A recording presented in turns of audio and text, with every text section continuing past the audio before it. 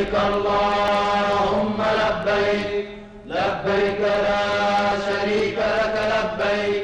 বিশ্বের বিভিন্ন দেশ থেকে প্রতি বছর পবিত্র হজ পালনের জন্য লাখ লাখ ধর্মপ্রাণ মুসলমানের আগমন ঘটে সৌদি আরবে। হজে যাওয়ার আগেই নিবন্ধন সম্পন্ন করতে হয় হাজিদের। নিবন্ধন সম্পন্ন করার পর হজ করতে সৌদিতে যেতে আর কোনো বাধা থাকে না। তবে নিবন্ধন করেও এবার প্রায় ৮০% ভারতের মানুষ হজে যেতে পারবে না।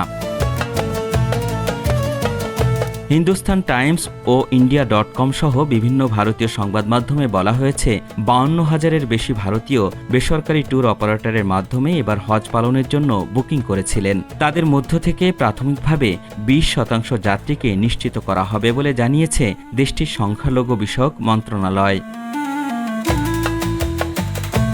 সম্প্রতি ভারতের সংখ্যালঘু বিষয়ক মন্ত্রণালয় একটি নতুন বিজ্ঞপ্তি জারি করেছে, যেখানে বলা হয়েছে আগে থেকে বুক করা বেসরকারি কোটার মাত্র ২০% প্রথমে নিশ্চিত করা হবে। এর মানে হলো কম্বাইন্ড হজ গ্রুপ অর্গানাইজেশনের CHGO অধীনে নিবন্ধিত ৮০% মানুষ সম্ভবত ২০২৫ সালে হজ পালন করতে পারবে না।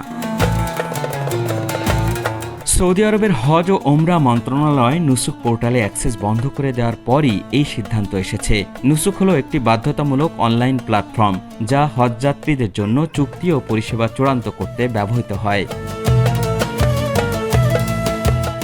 সৌদি কর্তৃপক্ষ মিনা জোন ১ ও ২ বাতিল করেছে।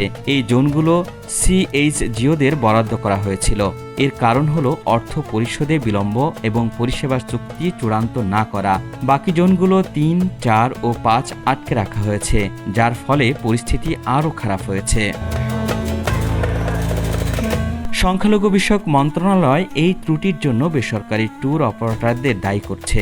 মন্ত্রণালয় বলছে প্রতিটি CHGOর নিজস্ব উদ্যোগে নুসুক পোর্টালে পরিষেবা ব্যবস্থা চূড়ান্ত করার কথা ছিল, কিন্তু তাদের বেশিরভাগই সময়মতো চুক্তি আপলোড করতে বা অর্থ পরিশোধ করতে ব্যর্থ হয়েছে।